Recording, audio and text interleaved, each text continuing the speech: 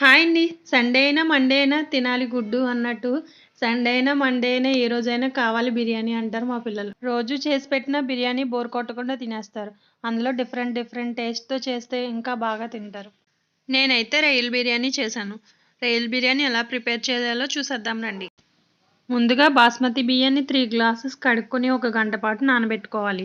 తర్వాత రొయ్యలను క్లీన్ చేసుకొని శుభ్రంగా కడిగేసుకొని పక్కన పెట్టేసుకోండి. తర్వాత స్టవ్ మీద పలావ్ గిన్నె పెట్టుకుని 3 స్పూన్ల నెయ్యి, 3 స్పూన్ల నూనె వేసుకుని నూనె కాగిన తర్వాత రొయ్యలను అందులో వేసుకుని బాగా ఫ్రై చేసుకోవాలి. బాగా ఫ్రై అయిన తర్వాత బిర్యానీ దినుసులు వేసుకుని ఒక 5 నిమిషాలు ఫ్రై అయిన తర్వాత ఉల్లిపాయలు, టమాటాలు, పచ్చిమిర్చిని మూడింటిని వేసి బాగా ఫ్రై చేసుకోవాలి.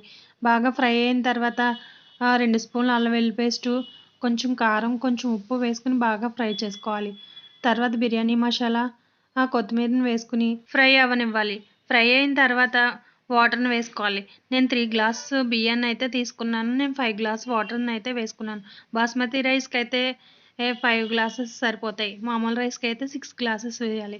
మూత పెట్టుకుని వాటర్ని బాగా మరగనివ్వాలి. వాటర్ మరిగిన తర్వాత బాస్మతి రైస్ని వేసుకుని ఉడికించుకోవాలి. బాగా ఉడికిన తర్వాత కొత్తిమీర వేసుకుని సర్వ్ చేసుకోవడమే. నచ్చితే లైక్ చేయండి.